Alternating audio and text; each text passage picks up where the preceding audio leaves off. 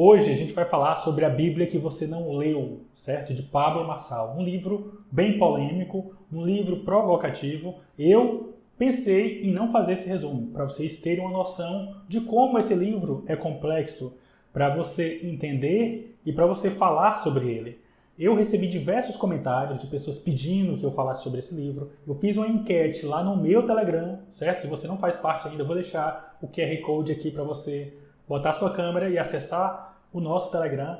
E foi significativa a quantidade de votos pedindo que eu falasse sobre esse livro. Então eu resolvi atender e vamos lá falar sobre esse livro polêmico.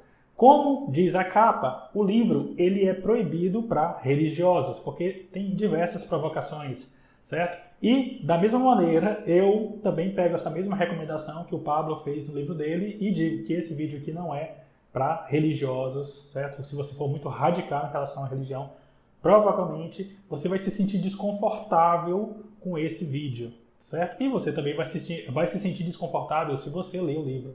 Mas a minha ideia aqui não é afrontar nenhum tipo de crença nem nada disso. Eu quero passar aquilo que eu entendi do livro, certo? Aquilo que é interessante a gente conhecer, e você não é obrigado a aceitar tudo que tem no livro, certo? Eu acho que é interessante a gente conhecer diversas abordagens, mas você não é obrigado a acreditar em alguma coisa. Eu acho que a ideia do livro é que você desconfie que tem algo a mais, certo? Que não é apenas aquilo que os religiosos repetem de forma incessante alguma coisa. Muitas vezes, tolhindo a liberdade de você pensar por conta própria, de você investigar as fontes. Então, eu acho que você deve analisar esse livro nesse sentimento de você ver a abordagem, verificar as interpretações e buscar por conta própria o seu próprio entendimento. Foi assim que eu fiz e é assim que eu recomendo que você faça também. E é sempre bom lembrar de Gálatas 5:1. Foi para a liberdade que Cristo nos libertou, para que nós fôssemos livres, certo? De diversas regras que eram impostas naquela época e você pudesse realmente alcançar o Criador por meio da fé, certo? Mas isso aí tudo a gente vai conversar ao longo desse vídeo. E outra recomendação que eu quero dar para vocês, na verdade é uma recomendação que o Paulo faz, certo? O Paulo fala o seguinte, lá em Tessalonicenses, certo? Ele fala que você deve ouvir a tudo, botar à prova a tudo e reter aquilo que for bom, certo? Então, não tem problema você conhecer coisas diferentes. A ideia é você pegar aquilo que serve para a sua vida e aplicar. Aquilo que não for bom, você descarta. Tá tudo bem. Então, é com esse sentimento que eu espero que você assista esse vídeo. E se você já me conhece, você sabe que eu resumi diversos livros do Pablo Marçal. O Vá Cuidar da Sua Vida, O Pior Ano da Sua Vida, que é esse livro aqui, ó. Eu tenho um resumo completo desse livro, vou deixar o link aí. Os Códigos do Milhão, O Antimedo, também é um livro bem famoso. E eu também contei um pouco da minha experiência, tanto em relação ao método IP, e em relação ao pior ano da sua vida, certo? Ou melhor, pior ano da minha vida, né? De 2021. Primeiro 10/1. Hoje a gente está atualmente no 10/1 de 2022. Mas vamos deixar de conversa, certo? Vamos começar para o resumo desse livro tão complexo e tão intrigante que é o livro do Pablo Marçal. Uma outra observação interessante em relação a esse livro é o seguinte: esse livro, o Pablo, ele não fez sozinho, certo? Ele fez com o pastor Eduardo Reis, que também é um pastor que tem bastante conhecimento, é teólogo, né? Então, assim, estuda a Bíblia, certo? Assim como o Pablo, né? São dois estudiosos da Bíblia. Então, esse livro foi feito em conjunto. Não se sabe, não é possível evidenciar aquilo que o Pablo escreveu e aquilo que o pastor Eduardo Reis escreveu, certo? Mas, de qualquer maneira, nós podemos entender que, enfim, se é um livro que os dois são autores, toda ideia que contém neste livro é a ideia dos dois, certo? É isso que a gente pode entender. Então, eu peço o seu like, se você achar interessante esse vídeo, já deixa o seu like aí, certo? E se inscreva nesse canal. O primeiro capítulo, a primeira polêmica, digamos assim, já vem no título do capítulo, né? A Bíblia é inerrante? Isso é uma provocação. na verdade. É uma dúvida. A Bíblia é inerrante, certo? Os autores entendem que ela não é inerrante. Por quê? Porque a Bíblia, e aí vem a provocação. A Bíblia, de acordo com os autores, não é a palavra de Deus. A Bíblia contém a palavra de Deus.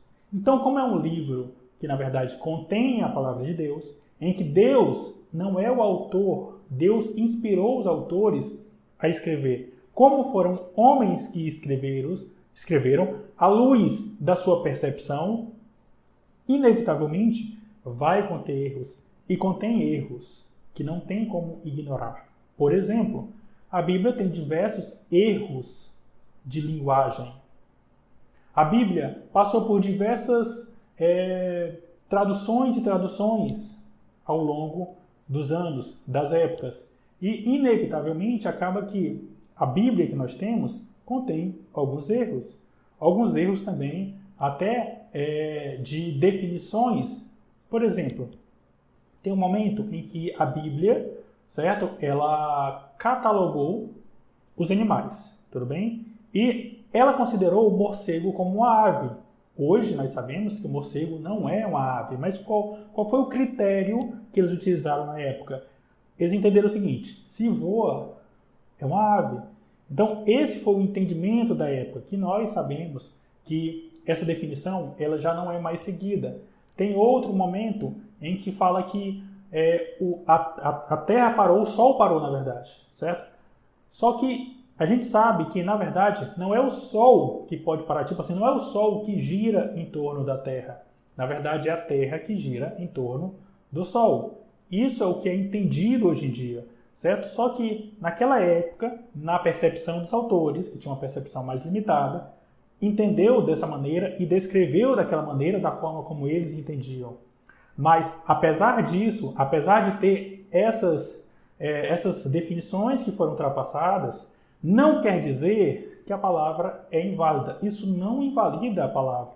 Pelo contrário, na verdade, ela até dá mais credibilidade à palavra, entendeu? Por conta disso, de ter esses erros, muitas vezes, de traduções ou de definições, porque é o seguinte, dentro da Bíblia, que contam histórias da mesma situação, acontecem descrições diferentes do mesmo evento, tá? Tem uma parte em que o Davi ele sai de uma cidade para outra, e aí diz que ele levou 1.700 homens, outro diz que levou 700 homens, outro diz que levou bem mais. Então, assim, essas diferenças numéricas também se deu por conta de que os números no hebraico, eles são letras. Então, na hora do copiar, na hora de diversas situações, naturalmente acabou acontecendo alguns equívocos de números.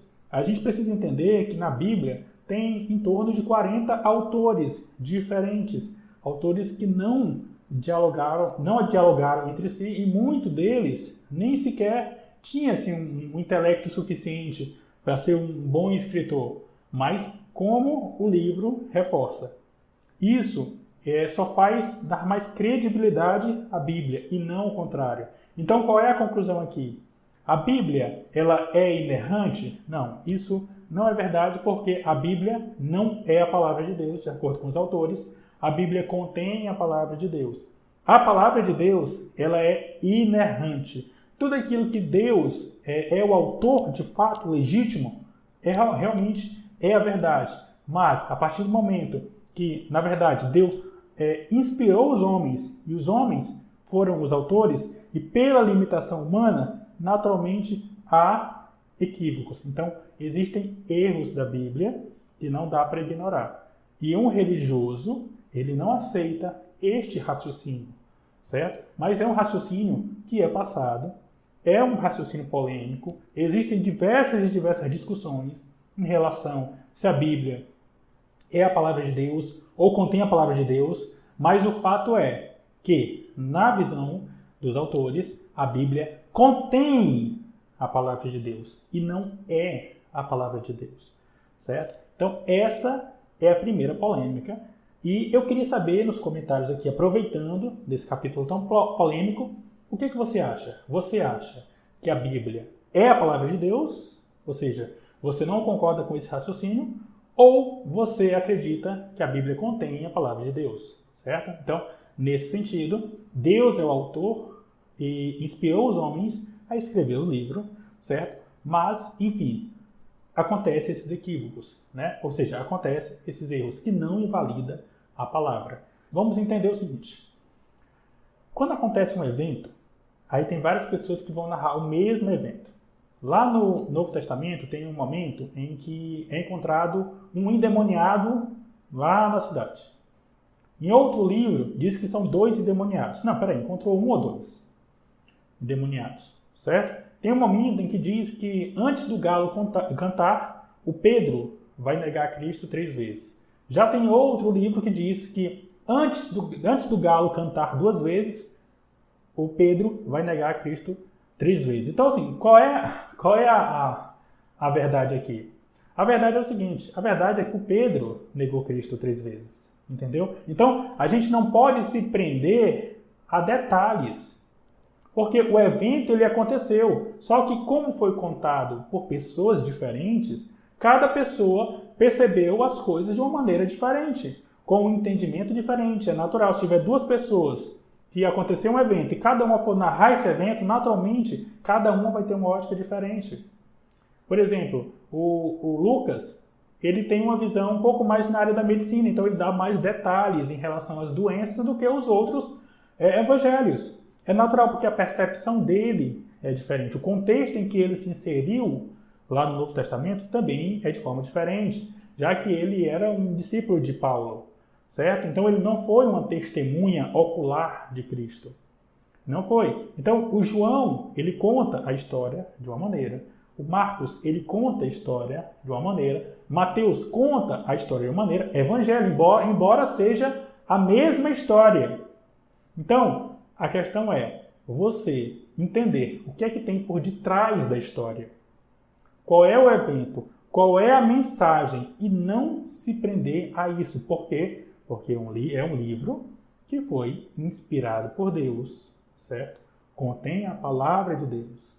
Se você acha que a polêmica acabou, ela está só começando, certo? Porque vai piorar ainda e muito mais. Vamos falar sobre os canalhas da Bíblia. O quê? Os canalhas da Bíblia? Sim, os canalhas da Bíblia. De acordo com o Pablo Marçal e o Eduardo Reis, existe uma certa divinização, ou enfim, o pessoal descreve as pessoas da Bíblia, os personagens da Bíblia, como se fossem heróis. E existe um problema em relação a isso aí. Por quê? Porque quando é colocado assim, o Abraão como um herói, o Davi como um herói, acontece que nos distanciando da percepção que eles também falharam. E é aí que está um problema, entendeu? Porque se tornam exemplos distantes para a gente acompanhar, para a gente entender. É claro que a importância de Abraão é indiscutível para a fé, certo? É indiscutível na questão de ele ter sido um patriarca. É claro que aquilo que Davi fez, aquilo que Davi se tornou, também é algo indiscutível, certo? O personagem fantástico que ele foi na Bíblia. Mas a questão não é essa. A questão é você entender que para que eles chegassem nesse nível de sucesso, houve uma transformação. E é isso que o livro quer trazer para a gente, certo? Quando ele diz os canalhas da Bíblia, dando exemplos de Abraão e de Davi, você vai entender por quê, ele até se corrige no título, né? Porque diz o seguinte: não é justo chamar, por exemplo, o Abraão de canalha, chamar o Davi de canalha.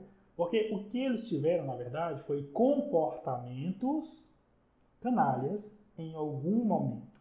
E a gente entender que os heróis da fé tiveram seu momento de fraquejar e tiveram a sua transformação ao longo do processo, ou seja, que Deus preparou eles para cumprir um propósito, a gente pode entender que nós também podemos ser transformados. Por exemplo, por que o Abraão teve uma atitude canalha? O livro traz 2 exemplos, em que o Abraão ele foi covarde naquilo que ele deveria fazer. Essa história que eu vou te contar agora, ela está lá em Gênesis 12, certo? Então, caso você queira conferir, vá lá e eu recomendo que você faça. O que acontece?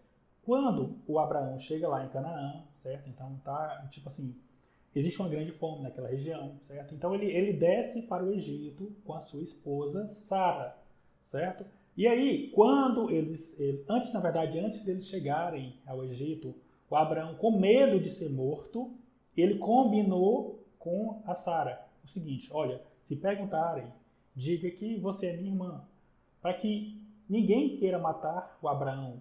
Por quê? Porque a Sara era muito bonita, então ia despertar desejo, né? E despertou o desejo do faraó do Egito, e assim aconteceu, certo? Então, ok, se é irmã do Abraão, se é irmã desse cara, o faraó levou a Sara com ele, certo? E o faraó, de acordo com o entendimento, teve relação sexual com a Sara. Por quê? Porque o Abraão foi covarde de não ter dito que ele, na verdade, era esposo da Sara e não era irmão da Sara. E aí o faraó descobre que, na verdade, a Sara é esposa do Abraão, certo? E aí ele fica furioso com isso. Tipo assim, ele vai questionar o Abraão: por que você mentiu para mim? Por que você disse que ela era sua irmã? Por causa da sua mentira, eu tomei ela, né? Eu tomei isso no sentido de ter relação sexual. Vai embora. Se eu soubesse disso, eu não teria pecado contra ti, não teria pecado contra teu Deus, certo? Mas como eu não sabia disso, e aí mandou embora o Abraão junto com a esposa dele, e deu também algumas coisas para o Abraão seguir a viagem dele, certo? E vários presentes. E o Abraão ainda aceitou. O Abraão não deveria ter aceitado esses bens depois disso tudo ter acontecido. Isso é o que os autores defendem, certo? Ele não deveria ter aceito esse dote. E aí, o que acontece? O que acontece? Dentro desse dote, quem é que vem? A Agar, que posteriormente o Abraão vai ter um filho com Agar, com a escrava Agar, como nós sabemos, e aí vai vir Ismael, e aí a gente sabe o que acontece na continuidade, né? Porque o Abraão não teve a paciência necessária para poder haver o cumprimento da promessa, certo? Então, é por isso que eu estou dizendo, o Abraão ele foi sendo transformado no processo. E depois vem a visita dos anjos, certo? E diz para ele, né, em relação à promessa. E aí, o que acontece? A Sara ri, né? Tem um episódio em que a Sara ri, a Sara não acredita que depois de velha ela vai ter um filho por conta dela ter rido, né? Por conta do riso. O nome do filho será o nome de Isaac, e a gente sabe toda a história. E posteriormente a esse episódio, depois da visita dos anjos, em que eles falam, né, em relação à promessa, Deus abre o ventre da Sara, e agora ela vai poder ter filho, certo? No tempo de Deus. Então, assim que acontece esse episódio, posteriormente, o Abraão vai passar por uma situação semelhante à qual ele passou com o faraó. E aí o que acontece? Acontece a mesma coisa, certo? O Abraão, ele fala que é irmão da Sara, com medo de ser morto, e aí a Sara acaba sendo vendida pelo rei Abimeleque. E aí, quando antes do Abimeleque ter relações sexuais com a Sara, Deus vem em sonho e alerta ele que a Sara é esposa do Abraão e que ele não toque nela de forma nenhuma, certo? Ele está proibido de tocar na Sara, porque se ele tocar na Sara, o reino dele vai ruir. Ele não vai ter mais filho, não vai ter mais prosperidade, não vai ter mais nada naquele reino.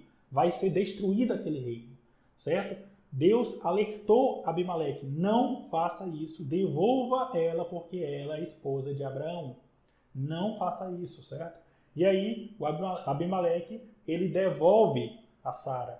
Porque o que acontece? A Sara, ela não era estéril por causas naturais, certo? É porque Deus tinha fechado o ventre da Sara. A partir do momento que ela tem a visita dos anjos, esse ventre ele é aberto. Quando o faraó teve relações sexuais com a Sara, ela estava com o ventre fechado. Então não tinha como ela engravidar. Só que agora tinha. Só que nesse episódio, com Abimeleque, tinha possibilidade dela engravidar. E aí foi por isso que nesse dia Deus, além de alertar o rei Abimeleque de não fazer relação sexual com a Sara, de não tocar ela, nenhum animal naquele reino, naquele dia, conseguiu ter relação conjugal, matrimonial com a sua espécie. Ninguém conseguiu, certo? Nenhum animal conseguiu ter relação sexual naquele dia, por conta disso aí. Porque naquele momento a Sara poderia engravidar. Então, ok, Sara foi devolvida mais uma vez, certo? E acontece o que a gente sabe que acontece, né? Na continuidade, enfim. Mas a ideia aqui é demonstrar para você que o Abraão ele foi transformado ao longo do processo. Ele teve algumas atitudes canalhas, né? Até ser transformado, até estar preparado para ter o filho dele. Quanto mais fé ele iria se enchendo, mais transformação ele ia tendo, certo? Até ele se tornar o pai da fé, certo? Mas o livro reforça que ele teve algumas atitudes canalha. Agora a gente vai para outro exemplo que o livro dá, que é em relação a Davi. Davi também teve uma atitude canalha com Urias, e a gente sabe dessa história.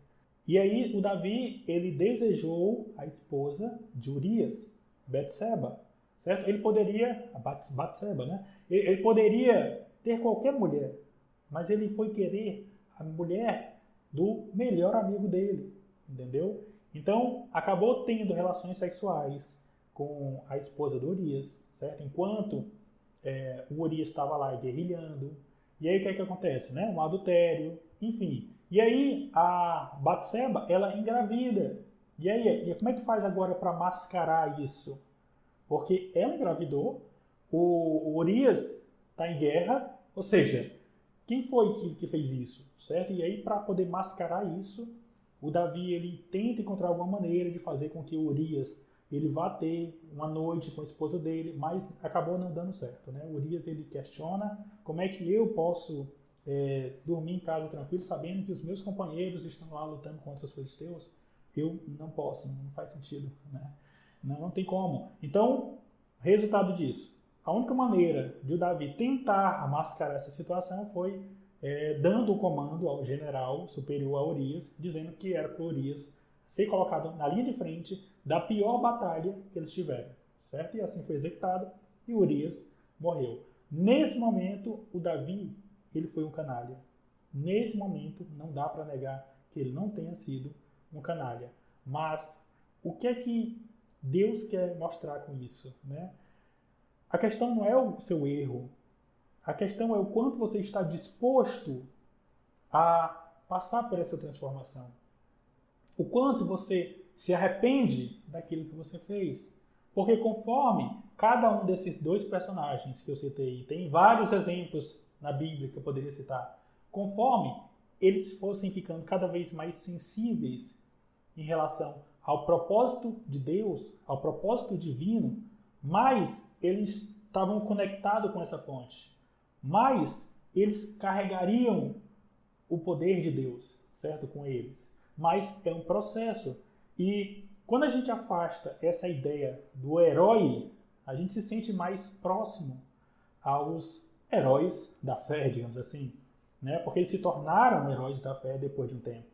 Mas quando a gente percebe que eles também fraquejavam, também pecaram, também tiveram pecados comuns que a gente também tem, a gente se sente mais próximo desses personagens, certo? Então, a ideia é essa, certo? Você distanciar um pouco essa ideia de herói exacerbada, certo? Que os religiosos dão em relação aos personagens bíblicos e entender que eles foram, na verdade, transformados. E nós também podemos ser transformados a partir da palavra, a partir da conexão com Deus, a partir da fé, né, que Ele está cuidando de nós, entendeu? Então, eu acredito que a mensagem principal é essa. Vamos passar para a próxima polêmica, que é em relação à Santa Ceia. A questão é, esse nome Santa Ceia, de onde é que vem esse nome? Porque esse nome, a Santa Ceia, não é, de acordo com os autores, não é um nome bíblico. é um nome igrejeiro, é um nome que foi colocado, certo? Uma tradição e um costume, mas esse nome não é um nome bíblico, certo? E aí nesse capítulo, que talvez seja um dos capítulos que tenha mais contexto teológico, né? Tem diversas citações e os elementos que faziam parte da ceia do Senhor, que no caso aí seria a verdadeira ceia, né? Então, como é que era feito, quais são os elementos envolvidos, né, que estão descritos lá no Antigo Testamento. E aí ele faz uma associação com o que tem escrito no Novo Testamento, certo? Que o Novo Testamento trouxe uma inovação da ceia do Senhor. Não é uma criação de uma nova, mas na verdade é uma inovação daquilo que já existe para o cumprimento do mesmo objetivo, do mesmo propósito, e ele explica, teologicamente falando, por que essa substituição, digamos assim, ela é cabível, tá? Então, assim, é um capítulo que realmente exige a leitura. Eu nem vou passar para vocês aqui o resumo disso aqui, porque realmente é só lendo mesmo para você entender a substituição. Mas o que você precisa entender é o seguinte, que esse nome, a Santa Ceia, é um nome igrejeiro, tá? É um nome que não condiz com aquilo que está na Bíblia. Você sabia que existem 3 Édens na Bíblia? Exatamente, 3 Édens. E a gente vai explicar aqui cada um deles, certo? Uma coisa que você precisa entender é o seguinte. O Éden não é o jardim. O jardim fica no Éden. É um entendimento diferente, certo? Porque as pessoas podem pensar que, na verdade, o Éden é o jardim, só que o Éden não é o jardim, de acordo com a Bíblia. Diz o seguinte, lá em Gênesis 2:8. E plantou o Senhor Deus um jardim no Éden, da banda do Oriente, e pôs ali um homem que tinha formado. Nós vemos nesse texto claramente que o Éden não é o jardim. E sim, o jardim foi plantado no Éden, na direção do Oriente, como diz aqui. Se o jardim não é o Éden, o que deveria ser este lugar? Éden não está traduzida para nós, está apenas transliterada. Éden vem de Adamar, de onde vêm as palavras Edom, Adão, Éden. Adamar é terra. Adão é o que veio da terra, que é o Adão. Edom, vermelho, como a terra. E Éden, terra fértil, terra de delícias. Então, assim, esse capítulo é um capítulo que merece bastante atenção, certo? Porque são diversas nuances que ele traça lá um raciocínio para você entender o que ele quer dizer aqui. A forma como ele entendeu isso, certo? O Éden é um lugar antes do pecado, certo? É uma terra antes do pecado. Então, de acordo com os autores, a gente tem 2 Éden já no começo de Gênesis, tá? No Gênesis 1:1, a gente tem um Éden, o primeiro Éden, e Gênesis 1:2, a gente tem o segundo Éden. Como é que seria isso, David? Aqui é tudo nos detalhes, certo? Mas se voltarmos antes mesmo da formação do homem, observaremos que existia um Éden em Gênesis 1:1. Do princípio, Deus, né, criou Deus, os céus e a terra. Esse é um Gênesis. No verso 2, vemos que a terra era sem forma e vazia. O que é que acontece? A terra de Gênesis, verso 1 e 2, apesar de serem a mesma terra, estavam em um estado completamente distintos. A terra de Gênesis 1:1 não foi criada a partir do caos. Ela foi criada a partir do nada. Ela não foi criada vazia, mas foi criada para ser habitada. Ela não foi criada nas trevas, e sim na luz. Ela não foi criada no tempo, e sim na eternidade. Mas a terra de Gênesis 1:2 está em um caos. Há trevas, é sobre a face do abismo e há um grande dilúvio. Esta terra está debaixo do grande juízo. Então, qual é a ideia aqui? A ideia é que, se houve um dilúvio nessa terra, significa dizer que houve condenação, equivalente ao que aconteceu na época de Noé, certo? Ou seja, um dilúvio, nesse entendimento, houve antes da construção do segundo Éden, que é o Éden de Adão. De acordo com esse entendimento, o pó que foi feito Adão, na verdade se trata do pó dos destroços da condenação do primeiro Éden. E quem é que liderava esse primeiro Éden, David? Justamente os querubins. Os querubins que guardavam todas as criaturas, eram os guardiões, certo? E aí a gente tem, né, dentro da tradição, um querubim bastante famoso que quis ser como Deus, certo? Que foi, no caso, o Lúcifer. Então, quando Lúcifer, pelo orgulho, pela vaidade, ele caiu, todas as criaturas debaixo dele foram condenadas também. Foram condenadas e foram jogadas nessa terra, a terra em que a gente habita. Nesse capítulo, você precisa ter bastante atenção aos detalhes, que são bastante detalhes relacionados com a criação, certo? Vou falar aqui mais um detalhe para você em relação ao livro de Jó, que, de acordo com os autores, ilustra mais o que aconteceu na criação, né, na fundação desses Édens, da fundação do mundo. Eu não sei se você sabe, mas o livro de Jó é um dos livros mais antigos da Bíblia, certo? A sua autoria, ela é desconhecida, certo? A tradição judaica atribui a autoria do livro de Jó a Moisés, certo? A Moisés. Então, assim, mas o fato é que há discussões em relação a isso. O que eu quero que você entenda é que é um livro bastante antigo, um dos mais antigos que a gente tem. Eu vou pegar aqui a minha Bíblia, certo, para ler para vocês o que é que diz o livro de Jó. Nesse momento aqui, o Jó está passando por diversas situações, né? Caso você tenha um contato com a Bíblia, você sabe do que eu estou falando. O Jó tinha vários questionamentos naquele momento e Deus faz alguns questionamentos a Jó, certo? Deus pergunta o seguinte, lá em capítulo 38, versículo 4. Onde estavas tu quando eu fundava a terra? Declara-o, se tens entendimento. Quem lhe pôs as medidas, se é que o sabes? Ou quem estendeu a linha sobre ela? Sobre o que estão presos os seus fundamentos?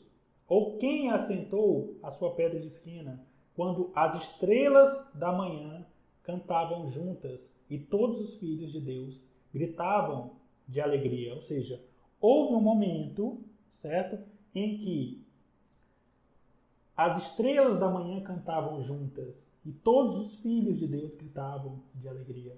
Essas estrelas da manhã está se referindo aos anjos. São os anjos que tinham esse rito. São os anjos que também são seres pré-adâmicos, ou seja, seres que foram criados antes de Adão. Seres que estavam nesse primeiro Éden, quando Deus criou do vazio uma terra. Então, essa terra, ainda sem forma, é o que continha esses anjos. É por isso que esse primeiro Éden é entendido como o Éden de Lúcifer, ou o Éden mineral, certo? O Éden de Adão já é o Éden vegetal, é um Éden diferente.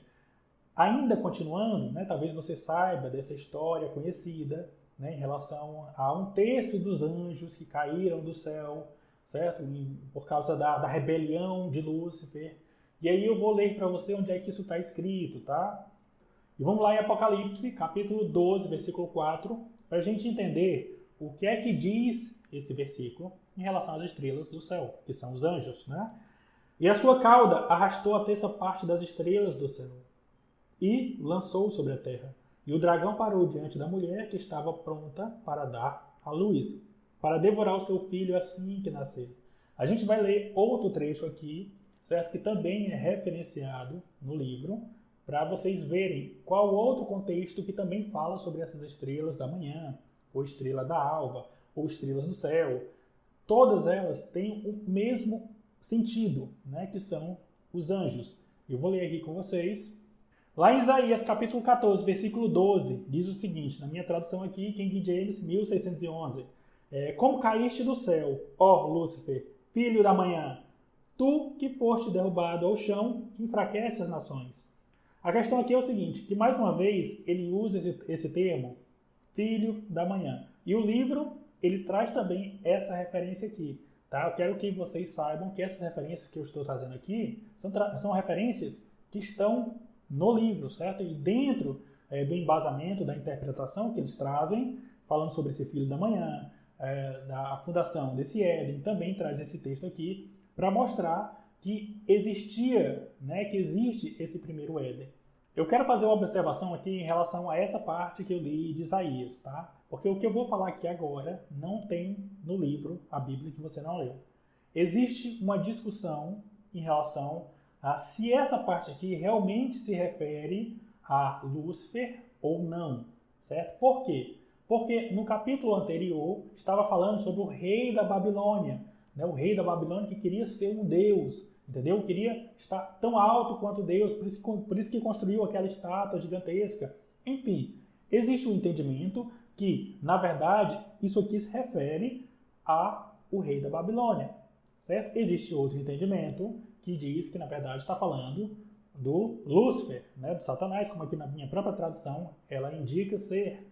E outras apenas falam que é a estrela da manhã. E o que é que eu entendo? O que é que você entende, David? Eu entendo o seguinte, eu entendo que tanto falava do rei da Babilônia, quanto falava de quem estava influenciando o rei da Babilônia, que era justamente esses anjos caídos.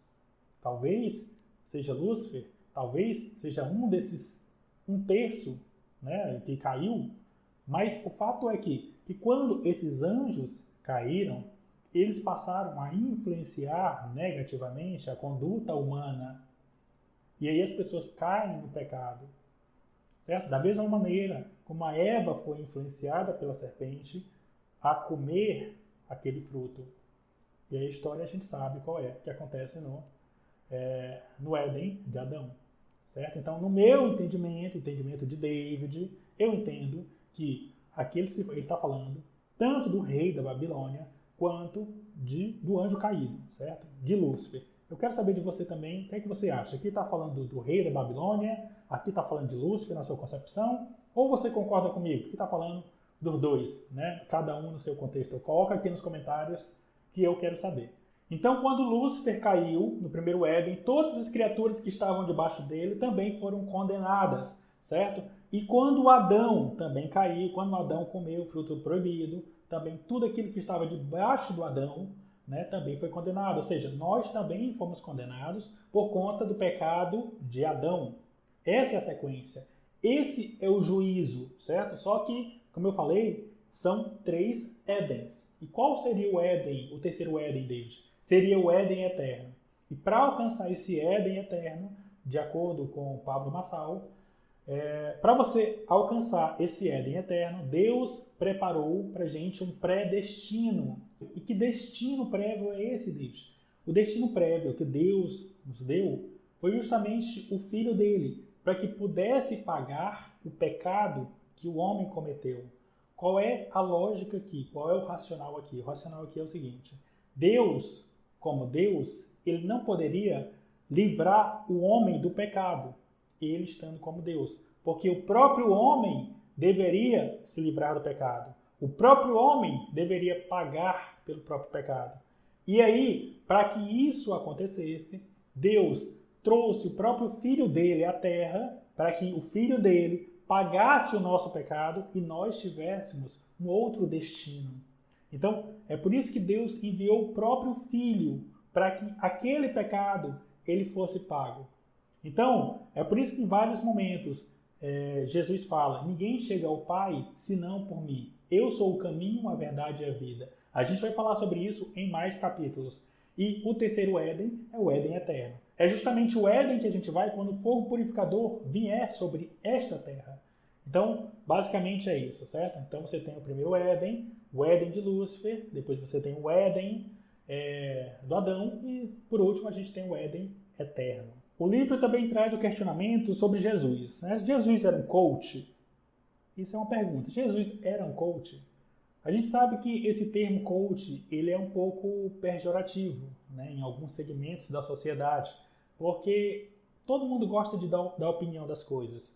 E aí, como a gente tem uma geração muito opiniática, as pessoas falam que coach não presta, né? Mas será que a gente entende o que realmente é coach? Será que você sabe o que é coach? Coach nada mais é do que você fazer perguntas e passar tarefas. E aí volta ao questionamento. Jesus era coach? Vamos lá, vamos analisar. A gente via Jesus fazendo diversas perguntas, certo? A gente viu Jesus tratando diversos problemas, de acordo com os evangelhos. Jesus, ele fazia bastante perguntas e o que acontecia? Ele tratava as pessoas na individualidade, que é isso que os verdadeiros coaches fazem.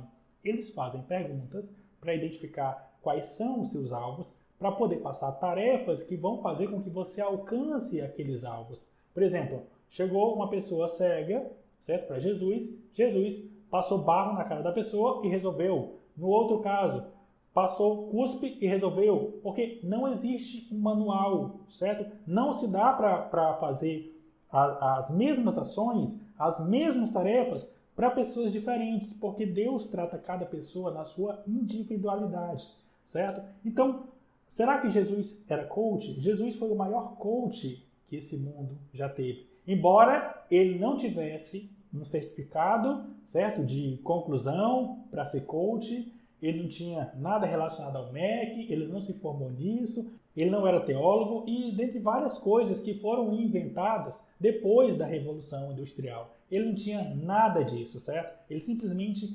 executava. Então, basicamente, a gente pode entender sim que Jesus foi o maior coach que já existiu. Mas, David, tem diversas pessoas erradas no mundo do coach. Tem diversas pessoas erradas no mundo do coach. O problema é do coach? Não, o problema são das pessoas que são erradas. Por exemplo, um médico abusou de uma mulher. Será que o problema é a medicina? Será que o problema é o hospital? Não, o problema é esse médico que fez essa coisa errada.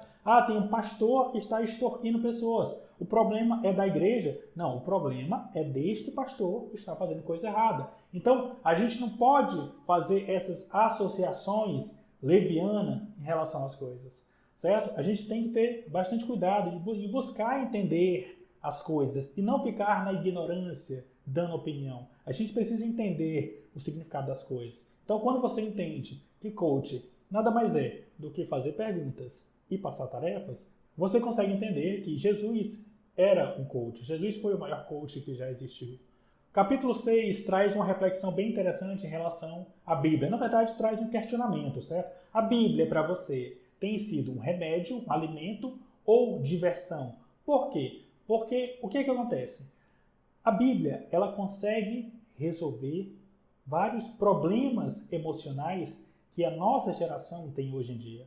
E sempre teve. Por exemplo, se você quer uma palavra para se livrar do medo, existem versículos e versículos que falam sobre o medo. Assim como existem versículos e versículos que falam da ansiedade, que é o mal desse século. Também existem versículos e versículos que falam sobre a depressão. A questão é, a palavra para você hoje tem sido um remédio?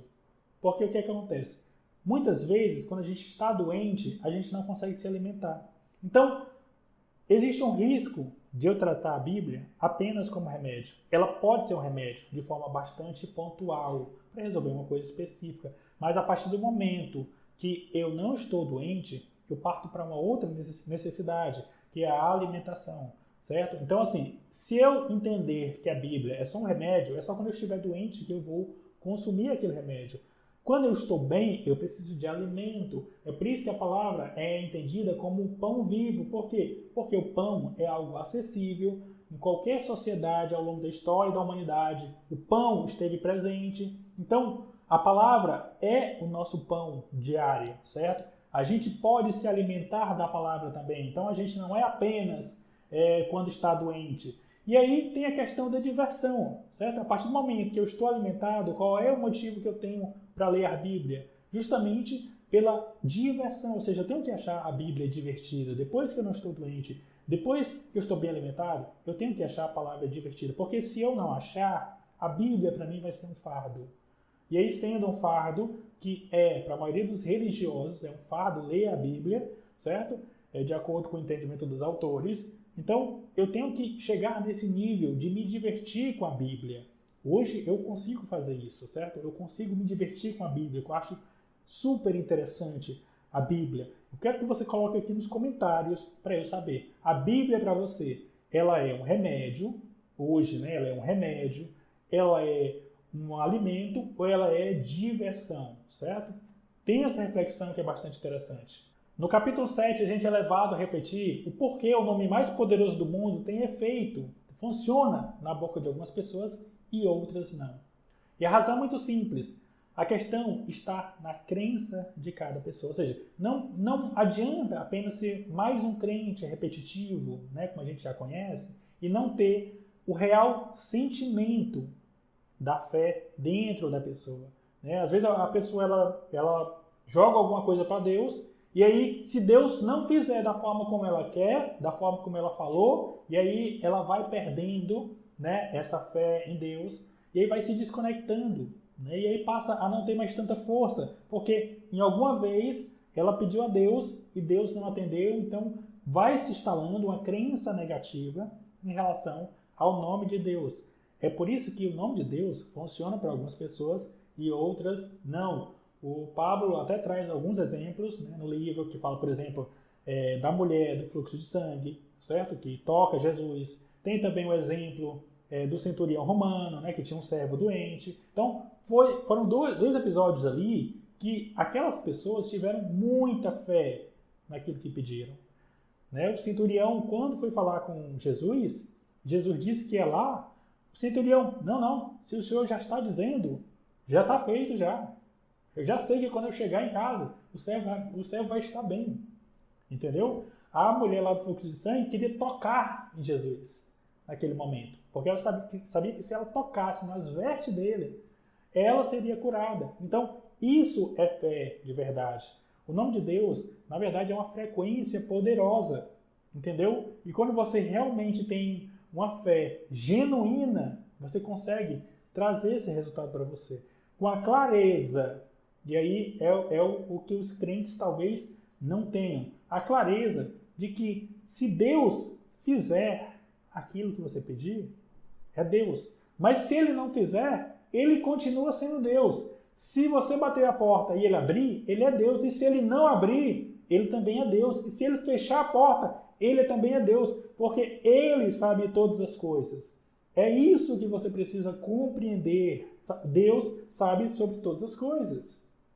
Então, quando você entende isso, você consegue entender, você consegue compreender o sentido da palavra de Deus, o sentido de quando a gente pede alguma coisa a Deus, certo? Sabendo que Ele é Deus e Ele sabe, mais do que ninguém, o que é bom para a gente. No capítulo 8 fala sobre você pregar para religiosos. Como assim, David? Como é que você prega para religiosos? Vivendo sobre princípios, tá? Porque o religioso, ele vive debaixo de muitas regras, de muita culpa, com muita condenação. E a pessoa que ela é livre, ela não segue essas regras, porque ela vive por princípios, certo? Porque as regras, em um determinado contexto, serviram para que as pessoas pudessem cumprir os princípios. Mas uma vez que você entende os princípios, as regras acabam sendo desnecessárias, porque o cumprimento do princípio é mais importante. O princípio ele é superior à regra, certo? E é isso que o religioso muitas vezes ele não consegue entender. Então, uma maneira de você testemunhar a sua fé não é falando, é vivendo por princípios. No capítulo 9 fala sobre o Jesus selvagem, que pelo título, né, já é bastante provocativo. Um religioso, ele não aceita, ele não entende esse tipo de titulação. Mas se você entender a que se refere, você vai conseguir compreender por que os autores trouxeram esse título. O que acontece é o seguinte, Jesus tinha os seus momentos de mansidão? Sim, tinha, mas também tinha seus momentos de selvageria, certo? Jesus se jogou no deserto porque foi necessário que ele passasse por essa provação. E de acordo com os autores, foi uma atitude selvagem de Jesus. Quando Jesus chegou lá no templo e derrubou as barracas dos cambistas, quebrou tudo, né? Tacou o terror na terra, como diz o Titi, ele foi selvagem naquele momento porque foi necessário naquele contexto, certo? Então o que é que acontece? A gente tem um momento de ser manso? Tem um momento de ser manso, só que a gente não pode ser manso o tempo todo, porque nem Jesus foi. Jesus não se preocupou em agradar todo mundo, certo? Na verdade, Jesus não buscou agradar ninguém, e por isso que ele irritou muita gente. Porque justamente ele estava nos momentos que precisava, ele usava da ira, certo? Tem até uma parte na Bíblia que diz, irai-vos, mas não pequeis. Não ponha o sol sobre a sua ira. Então, a ideia é justamente essa. Existem momentos que você deve elevar-se, que você deve libertar esse leão que tem dentro de você. Existem, tipo assim, o cordeiro, ele já foi sacrificado, certo? Que foi Jesus Cristo. E ressurgiu como leão. Nós não podemos nos submeter como se fossem cordeirinhos mansos diante de várias situações que esse mundo nos coloca como normal. Quando você precisar explodir como leão, exploda quando for necessário. Isso não quer dizer que é pecado, isso não quer dizer que é errado. Não entenda essa explosão, essa ira, essa selvageria como tratar as pessoas mal. Não é isso, não é tratar as pessoas mal, não é ser mal educado, mas quando o momento exigir essa presença de comando, esse comportamento, você não se limite, né? Não coloque amarras em você, porque você não tem mais esse capricho, certo? Tem até na Bíblia que diz, né, no Gálatas 5, como eu já falei aqui, foi para a liberdade que Cristo nos libertou. Então não é para viver por debaixo de dogma, não é para ficar aprisionado com regras, não é para aceitar essa normalidade que está sendo posta aqui no mundo, certo? Você é livre, entenda isso, você é livre. Aquele que te libertou vive dentro de você. Então, quando precisar você libertar esse lado selvagem, liberte, porque não é pecado nenhum, certo? E Jesus, nesse entendimento, a gente pode considerar que em alguns momentos foi necessário que ele fosse selvagem também. É aquela ideia, né? Quebre regras, mas nunca quebre princípios, tá? Então, o que é que eu quero que você entenda aqui? Eu quero que você entenda que Deus, ele não desistiu de você em nenhum momento. Ao longo desse vídeo, a gente falou sobre diversos exemplos, casos, pecados, e ainda assim, Deus não desistiu de você. Olha o que o Abraão fez, os pecados que Abraão teve, e Deus não desistiu de Abraão, assim como Deus não desistiu de Moisés, assim como Deus não desistiu da humanidade quando fizeram aquele bezerro de ouro, assim como Deus não desistiu de diversos personagens bíblicos que a gente até já comentou aqui, não desistiu de Davi, e Deus não vai desistir de você, não desistiu de Adão, não desistiu da Eva, não desistiu de nós que somos filhos dele, certo? Você precisa entender que a graça, ela é uma pessoa. Às vezes as pessoas têm aquela reflexão, aquele entendimento que nós não merecemos a graça. Como assim nós não merecemos a graça? Nós, por livre e espontânea vontade, a gente se colocou em escravidão. E Deus, por livre e espontâneo amor, nos pegou de volta. Você precisa entender isso, você precisa internalizar isso. Então, essa argumentação de que nós não merecemos essa graça é um entendimento equivocado, de acordo com o livro. Porque a graça não é algo que a gente recebe. A graça é uma pessoa. A graça é o próprio Filho de Deus. Então, ele é a graça. Ele é o caminho, a verdade e a vida. Então, assim, não existem outros caminhos. Lá em Efésios, capítulo 2, versículo 8, diz o seguinte: porque pela graça vós sois salvos. Certo? E lá em João 14, versículo 6, diz o seguinte: eu sou o caminho, a verdade e a vida. Ninguém vem ao Pai senão por mim. Não, peraí, então a gente tem duas salvações, é isso? Porque, peraí, então um a gente tem pela graça e o outro a gente tem pelo caminho, a verdade e a vida. É o caminho, não é um caminho, é um artigo definido. É o caminho. Então, o caminho, a verdade e a vida. Então, a gente só consegue concluir que a graça é uma pessoa. A graça é Jesus Cristo. Ninguém vai ao Pai senão por Ele. Ele é o caminho, a verdade e a vida. Então, a graça ela é uma pessoa. E nós merecemos essa graça. Porque quando você entende que você não merece essa graça, é como se você não aceitasse Jesus como seu Salvador. É como se você não aceitasse isso. Como se você não aceitasse esse sacrifício. E essa crença limitante pode te atrapalhar na sua vida. Então entenda, você merece a graça sim. Você coloca aqui nos comentários. Eu mereço a graça. Eu aceito a graça. Eu acesso a graça. Porque só isso, só essa pequena mudança vai fazer toda a diferença na sua vida espiritual. Nós somos seres espirituais vivendo uma experiência material. Nós somos, de acordo com Gênesis 1:26, imagem e semelhança do Criador. Do Criador. E nós devemos refletir a glória dele. Nós somos como espelhos que refletem a glória dele. Então, sim, aceite isso. Aceite que você é imagem e semelhança do Criador, certo? Aceite que você tem uma face de Deus, um pedaço de Deus dentro do seu espírito, como imagem e semelhança dele. Esse livro aqui, a Bíblia que você não leu, provavelmente será um livro indicado no programa O Pior Ano da Sua Vida, certo? Não sei se você está fazendo, se você está acompanhando o Pablo, em que momento você está vendo esse vídeo, mas provavelmente esse vai ser um livro indicado, porque foi indicado na primeira versão do programa. Então, assim, compartilhe esse vídeo com pessoas que estão fazendo o pior ano, pessoas que estão pretendendo estudar os livros do pior ano, porque vai servir bastante para elas também. Tá? Espero que você tenha gostado, espero que tenha elucidado um pouco mais esse livro para você.